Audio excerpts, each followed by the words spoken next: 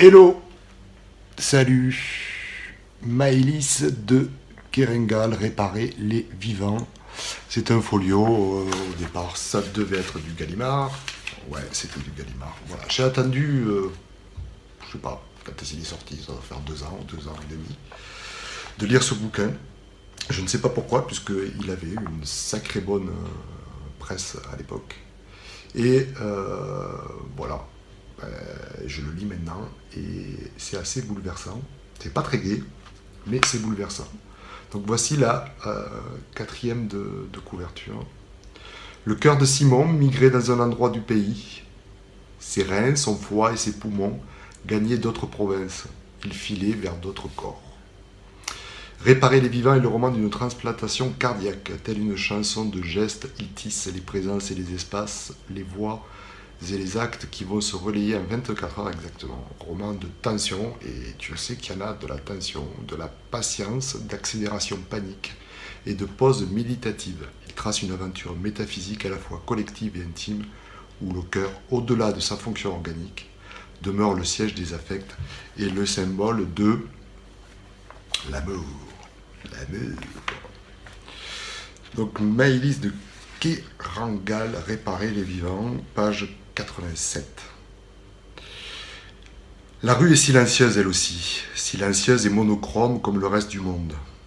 La catastrophe s'est propagée sur les éléments, les lieux, les choses. Un fléau comme si tout se conformait à ce qui avait eu lieu ce matin, en arrière des falaises. La camionnette peinturlurée écrasée à pleine vitesse contre le poteau, et ce jeune type propulsé tête la première sur le pare-brise. Comme si le dehors avait observé l'impact de l'accident, en avait englouti les répliques, étouffé les dernières vibrations, comme si l'onde de choc avait diminué d'amplitude, étiré, affaibli jusqu'à devenir une ligne plate. Cette simple ligne qui filait dans l'espace se mêlait à toutes les autres, rejoignait les milliards d'autres lignes que formait la violence du monde.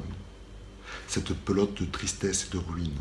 Et aussi loin que porte le regard, rien, ni touche de lumière, ni éclat de couleur, jaune d'or, roche carmin, ni chanson échappée par une fenêtre ouverte, un morceau de rock bondissant ou mélodie tout en reprend le refrain en riant, heureux et vaguement honteux de connaître par cœur les paroles tellement sentimentales, ni odeur de café, ni parfum de fleurs ou d'épices, rien, pas un enfant aux joues rouges courant après un ballon ou accroupi, menton sur les genoux, et suivant des yeux une bille chinoise roulant sur le trottoir.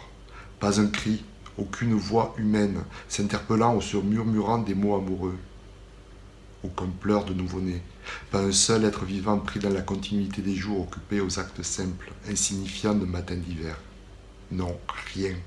Rien ne vient injurier la détresse de Marianne, qui avance tel un automate, la démarche mécanique et l'allure floue.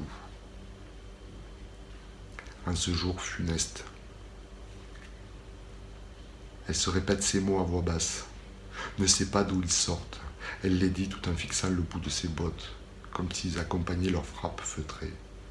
Un son régulier qui la dispense de penser, qu'elle n'a pas pour l'heure qu'une chose à faire. Un pas, puis un autre, puis s'asseoir, puis boire. Boire. Elle se dirige lentement vers ce café qu'elle s'est ouvert le dimanche, un abri qu'elle gagne à bout de force. En ce jour funeste, je te prie, ô mon Dieu. Elle chuchote ces mots en boucle, détachant leurs syllabes comme les grains d'un rosaire. Depuis combien de temps n'a-t-elle pas prononcé une prière à voix haute? Elle ne voudrait jamais s'arrêter de marcher. Voilà, c'est assez... à lire à voix haute, c'est assez difficile parce que voilà, c'est tout ce que je viens de lire, là, il y a 3 phrases et ça fait 2 pages pratiquement. Donc c'est ce qui crée aussi cette tension-là et qui fait que le style de Maëlys de Kerengal est assez particulier. Je continue. Elle ne voudrait jamais s'arrêter de marcher. Elle a poussé la porte. C'est sombre à l'intérieur, empreinte de dérives nocturnes, émanation de cendres refroidies. Bachung, voleur d'amphores au fond des criques. Elle s'approche du comptoir, se penche par-dessus le zinc. Elle a soif, ne veut pas attendre. Il y a quelqu'un? Un type surgit d'une cuisine. Il est énorme, moulé dans un pull de coton porté à même la peau. Jean moumoute, Ignace froissé du saut du lit. Mais oui, il y a quelqu'un. Et une fois, devant elle, il reprend solennel. Alors, Miss, qu'est-ce qu'on boit? Un gin. Un gin. Voix de Marianne à peine audible, un allaitement. L'homme lisse ses cheveux en arrière de ses deux mains baguées, après avoir rincé un verre tout en ziotant cette femme qu'il sait déjà avoir vue ici. Ça va, Miss? Marianne détourne les yeux. Je vais m'asseoir. Le grand miroir piqué au fond de la pièce lui renvoie un visage qu'elle ne reconnaît pas. Elle détourne la tête. Ne pas fermer les yeux. Écouter la chanson, compter les bouteilles au-dessus du comptoir, observer la forme des verres, déchiffrer les affichettes où subsiste encore ton écho. Créer des leurres, détourner la violence, faire barrage aux images de Simon qui se forment à toute allure et foncent sur elles par vagues successives, en razzia, les éloigner à grands coups de latte si possible. Tandis que déjà elle s'organise un souvenir, 19 ans de séquences némésiques, une masse. Tenir tout cela à bout de gaffe.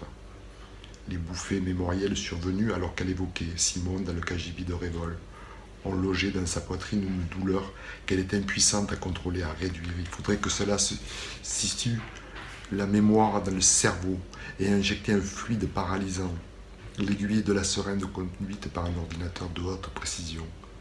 Mais elle ne trouverait là que le moteur de l'action, la capacité de se souvenir, puisque la mémoire, elle, relève de tout le corps. Ce que Marianne ignore.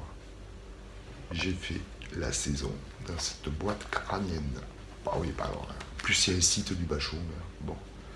Voilà, Maëlys de Kerengal, Réparer les vivants. C'est un folio. Un folio, c'est pas cher. Acheter ce livre, c'est juste très très bien. Voilà. Bisous à tous et bon week-end.